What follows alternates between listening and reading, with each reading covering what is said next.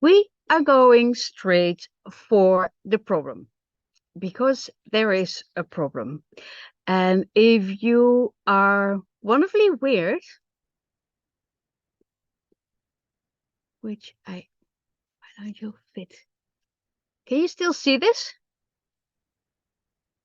Okay, great.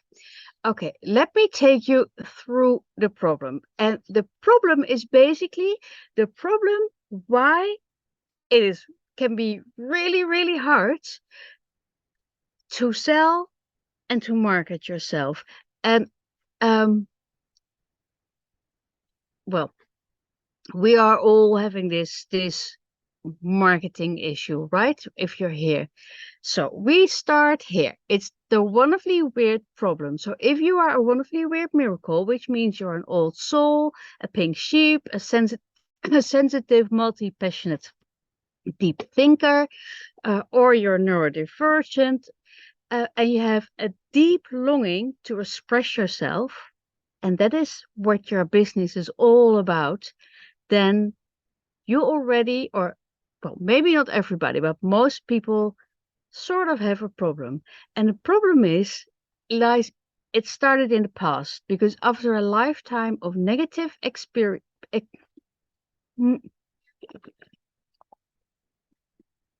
experiences about being misunderstood and not fully seen or not being accepted or taken for granted, selling what you love the most, because that is why you have this business, can be incredibly challenging. And because it is um, pressuring every button out there. So the obstacles is or are, there's a whole list. So the obstacles are the following. And you don't need, maybe you have different obstacles, but these are more or less the obstacles that are being triggered when you need to either ask for money or sell your offers. So when you are neurodiverse, then it's all brain stuff, so like ADHD or autism, dyslexia, dyspraxia, etc. Then there is a couple of things. Rejection sensitive dysphoria. And that means that when you post something and you don't immediately get a reaction, it hurts, and it can hurt even physically. And so I don't know about you, but I know a lot of people post something or they even work on a post or on something, and then they send it into the world and nobody reacts, and it hurts like hell, and then you remove it again. Um, and so ADHD and autism people, they have that, they've really experienced that, but actually almost every wonderfully weird person knows the feeling of being rejected, even though you sort of consciously know that you're not really rejected, but it's like it can feel huge. Then there is time and object blindness, the brain freeze, the overstimulation, the masking, the stimming, etc. So, but these are like the neurodiverse challenges that happen in the brain. Now, if you are wonderfully weird, but you're not neurodiverse, it is also the perfectionism and a masking as well, because you've been trying to be like the norm, like the others. So if you're really sensitive, you probably you did this, like, okay, I think I'm going to die on the inside, but I just keep going. And then there is the trauma and the fear and the overwhelm and the imposter syndrome and the overthinking, which is fear as well, the isolation, like I don't belong, and a low self-esteem or self-doubt. Now, this sounds huge, right? It's like, whoa. Um, but um, it's might appear as something that is small, but when it's hard to sell or to market yourself and it doesn't work, this is the reason. Oh, and I just need to, no, not a new share. I need to stop share. Can you, can I, because I need to see if this is clear. Hi, Irina. Can you hold your hand, raise your hand when you have any of these fears or you recognize this? Do you feel, let me know in the chat, or say it out loud. Uh, are you missing something in this list? You can also write it in the chat.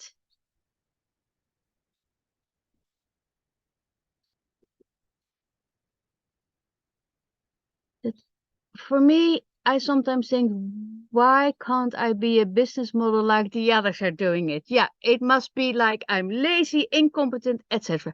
Leslie, that's that's a great example. So this is like the big shit stuff. It's why can't I be like the others? Um, you can't be like the others because there are no others. And so the this, all the normal business stuff that is being sold out there and that says, hey, I'm going to teach you how to make 100K in like 3 months. That only works for a very small percentage of people. Only 6% of people who buy all those large programs, only 6% of them um, actually finishes the entire program. So we have been bought into a system that doesn't work for us because we're wonderfully weird. And so we always think that there is something wrong with us, but there is nothing wrong. There's nothing wrong with me. There's nothing wrong with you. It's just the system doesn't work for you. And that is why you need to be an advocate for yourself, which we're going to talk about later. And so I can relate.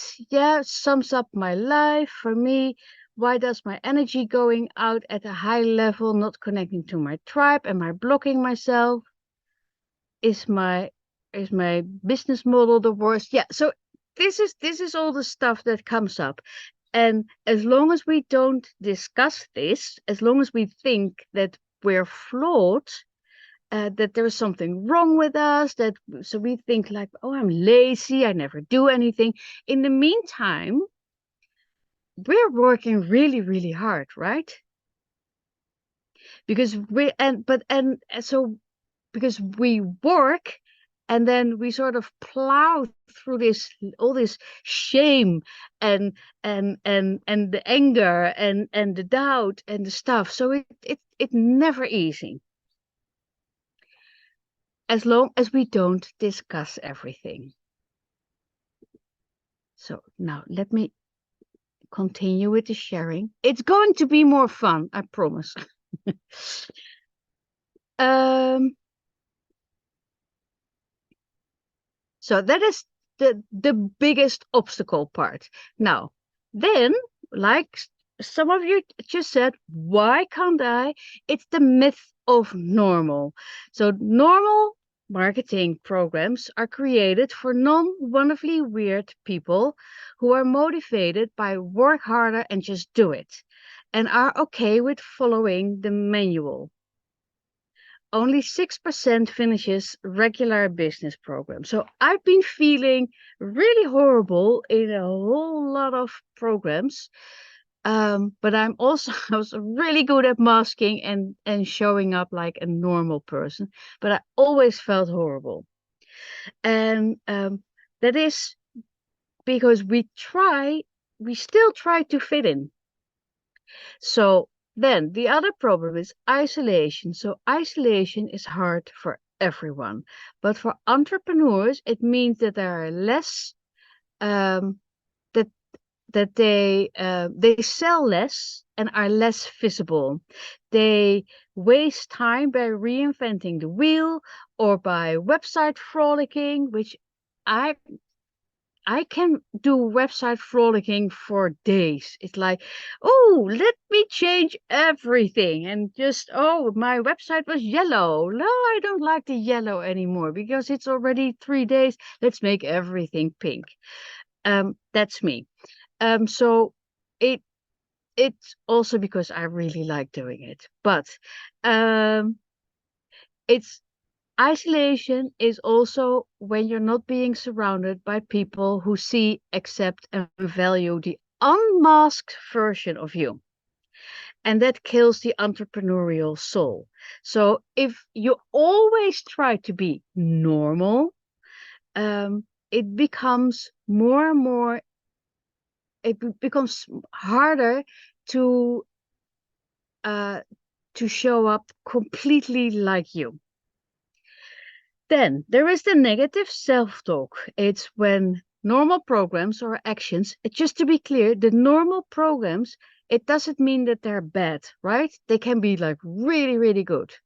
And but normal programs, um, if you are in a normal program, you just need to give yourself more time. Um, Okay, so when normal programs or actions or non-actions don't work, they arouse feelings of shame and they're adding power to the shame that was already there. Because this shit is going on since we were really, really young. And it's always layer over layer over layer over layer. So then all the familiar voices in your head are telling you that you suck, that you don't have what it takes, but you still keep going because this whole business thing here is an expression of you. And it's so that is where you always make less money than you could because we're stuck in the mud, right? Now we're going to the marketing fair. So if we need, so if imagine going to the market, and so you have a you have a stall at the market where you sell, um, what do you sell? Um, um, Apples. You sell apples. And the apples come from your garden and they are organic and they're amazing and they're wonderful. But they don't look so shiny as normal apples. So you really have to sell. But the first person who you overhear saying, well, those are ugly apples, it's like it hits you in the gut because it feels like it's about you. It's not about you, but it feels like it's about you. So selling becomes increasingly difficult. So you really need to push because you still want to sell the apples.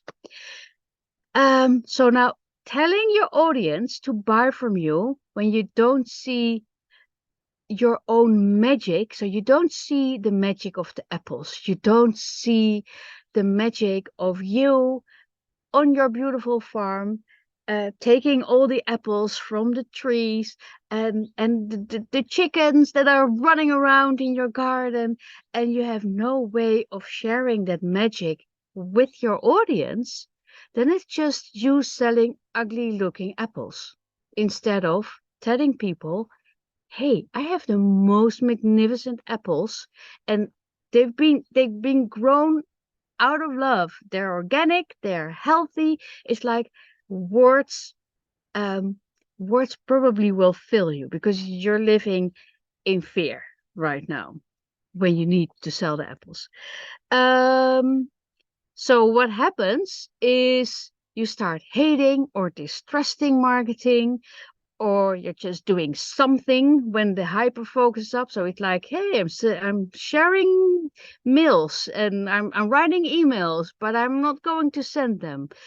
Um, so it is the perfect setup for self-fulfilling prophecy. I don't have what it takes because other people are better. And the results is that we do stuff like we give stuff away for free.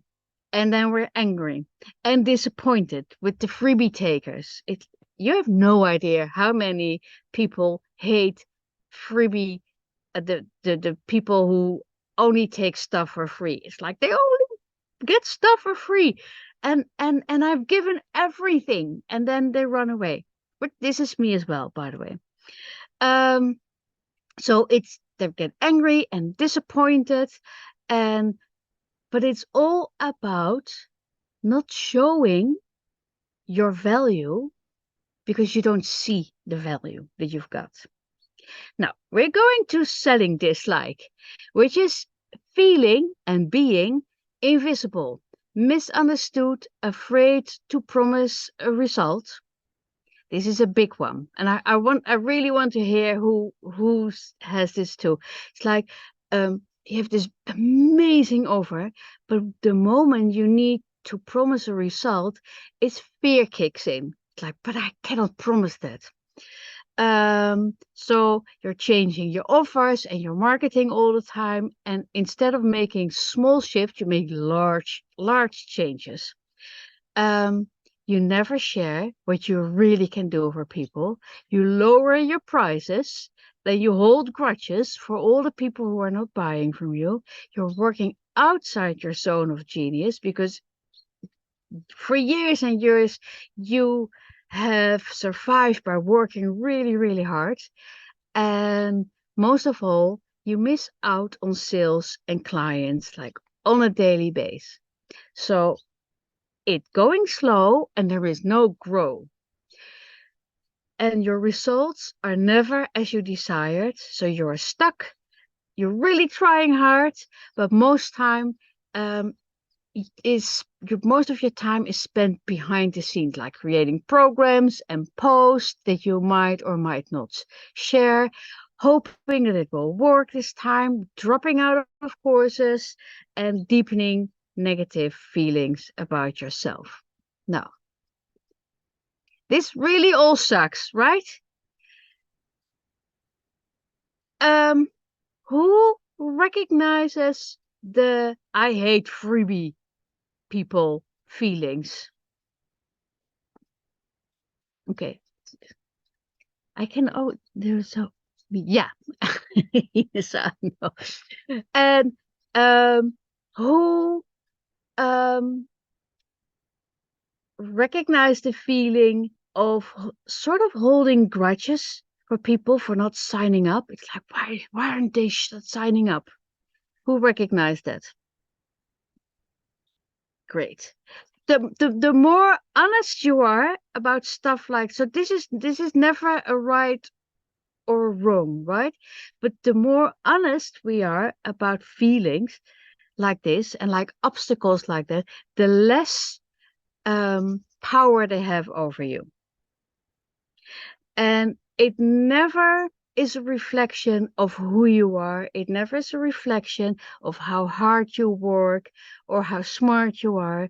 It is stuff that has been growing since we were, I don't know, maybe one or two, and we heard someone say, um, um, that that's a weird kid, or that's a fat kid, or that's a stupid kid, or uh, a cat is never blue. A cat is either white or black or gray, or and so it's like all these layers.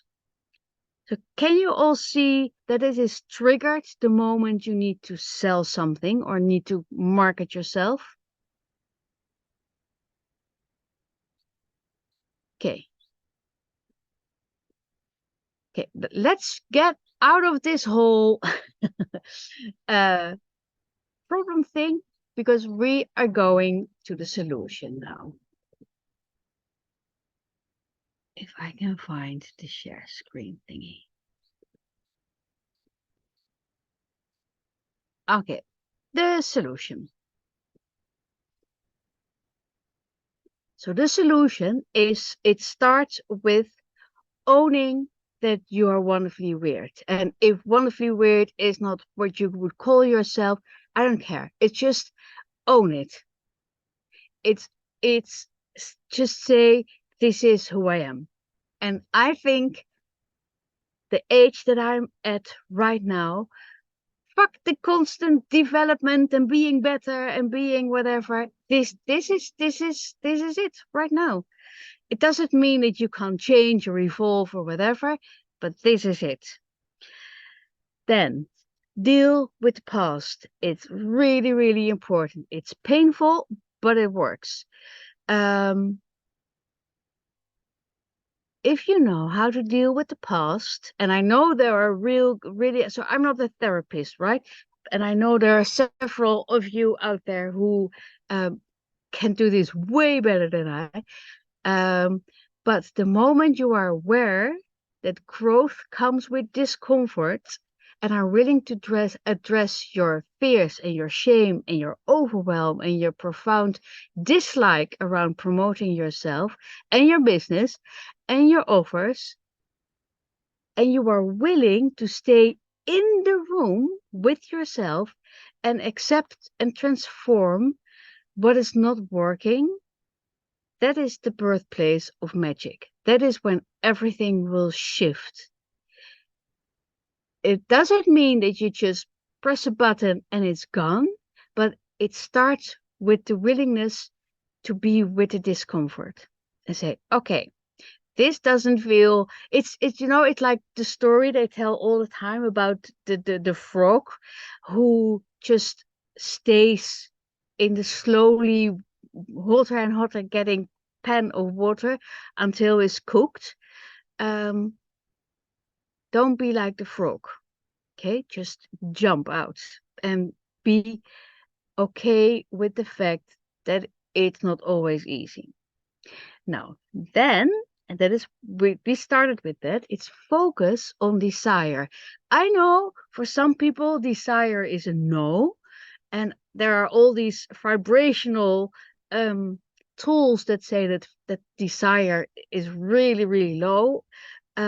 But this is like the real desire. That is the desire that you are born with.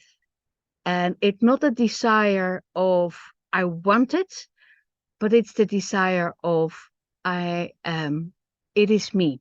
This is who I am. So instead of thinking your way out, you invite yourself to desire your way in, because your brain is already working. And but it's we forget that we have this entire body that can help us. So desire grows inside your belly. It's your powerhouse. It's your powerhouse for change. And for many wonderfully weird people, money is not so much the source of desire, but it's a source of pressure and worry. That is why we're doing the desire thing again later. So if you learn how to feel and to follow your desire, it will guide you into the right direction at your own pace. And this is really important because you need to be in charge of your pace. Then quit the normal. No more normal. Be your own advocate. Demand to be treated as a wonderfully weird instead of as a flawed normal person. All the why can't I be faster? Why can't I be that is normal people talk. And it starts with demand to be treated as a wonderfully weird person instead of a flawed normal person. So when long-term plans, that this is what you learn, right? In business stuff is that you need long-term plans. But if they don't work for you, they just don't work for you. Also, consistency. Consistency means doing the same again, again, and again. Never change. So instead, go for persistency. Persistency means um, work around the obstacles. Like, oh, I know that I find it hard to market myself. So instead of um, doing it again and again and again in the same way that is not working for me, I'm just going to find my own way and doing it in my way that fits for me and that benefits me and that honors me as the person that I am. So instead, go for a 1 or 3 month plan and go for incremental growth and speak up and tell people what you need and how you want to be treated. And we're going to do this together. So then, sisterhood. So the antidote to isolation is feeling accepted, seen, and valued. When you can't stop explaining, yeah, so a place where you do not need to explain yourself. This whole feeling the odd one out is coming from a place of trying to be like the others. But if you're in a place where you don't have to explain that you're just not like normal people and you can take off the mask, um, taking off the mask, by the way, will bring you so much uh, energy because it leaks energy. So I actually just told my son who is who has dyspraxia and is autistic, and he went to his new university school building, and I said, I want you to find every toilet. I want you to always know where the toilet is because that is where you need to go when you need like 20 seconds just by yourself so that you can take off the mask instead of trying to be like the other people. Which is not something, so it sucks basically. Okay, so you need to be in a group or with people where people get your stuff. And the moment you are with people who get you and who support you and who see you and who value you, your success rate will go up 95%. So find the people who you are in alignment with. Even if it's like 3 people, that already will make a huge success. I'm not so the 95% is actually it's a real figure. But I think I found it at Forbes. So then instead of the negative talk, it's not the positive talk, but it's the real self-talk. So if you do things in a non-normal or non-neurotypical way, it is important to acknowledge that. So instead of positive thoughts only, because that will only increase the pain and the shame, instead be curious. Curious is amazing. So ask for feedback from like-minded people. That is where you need your sisterhood or your friends or whatever. Ask for their feedback, focus on self-acceptance and self-love, and if you need it, get professional support and work with the trauma people who really can help you here. Now, next one is make marketing fun, because once guilt and shame and fear are out in the open and you are able to tell people, guys, I seriously hate this. I find it so hard. I need, I want to send out an email to my tiny list that I have something on sale. And I'm quite sure that the 50 people who are on my list, 35 will leave. And I, I can't do it. So then you need to be able to say that and then do it anyway, so that you are in alignment with the people that you want to serve, right? So once you're able to share how you really feel, then the power it holds over your taking actions diminish. It works. It always works. So it's time to take action. So if you want to do it in your own way, you start small. For instance, you share one post about your program and you leave it there for 5 hours. So if rejection sensitivity is your thing, then write a post and you just leave it there, and then just run away, close your computer, and just don't look at it. And maybe someone reacted to it, and maybe not. And then you can still remove it, but you still did it. So that is how you train yourself, and how you go from hating to becoming more neutral about it. Or you send a ball of love to the clients you want to work with. I'm going to teach you how to do that. So, and if you want guidance on that, then you need to get support that focus on sisterhood and empowerment and sharing and co-working and all that stuff. But take small steps. And something else, success is every tiny step that you take in. Okay? So, and then make selling a party. So now it's time to make selling less about you and more about the people you want to help. That will shift everything. And so the people you want to serve and transform or create for. And what it is that makes you irresistible only to those people, not to the other people. Because you are the most important ingredient. So you are the reason why people say yes. So your desire, your personal style, your energy, your vibe, and your offers, they are your money makers. So basically what I'm saying, everything is already there.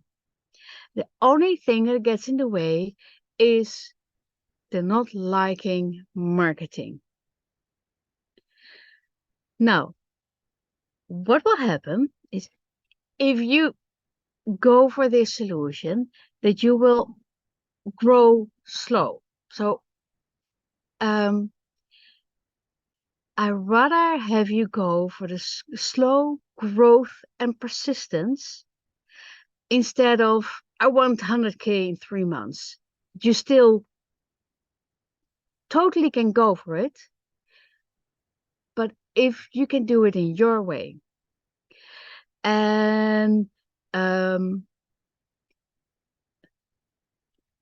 what I want you to do is to grow like a tree, where you connect to your nature, you connect your roots to the trees. So, for instance, I don't know if everybody knows this, but trees lock their roots into each other under the ground. That is how they grow. And so that is why you need to be with people that get you, because then you can grow your roots under the tree, under the ground, and grow according to your own nature. Does it make sense? Okay. Oh yeah. Oh, that is beautiful.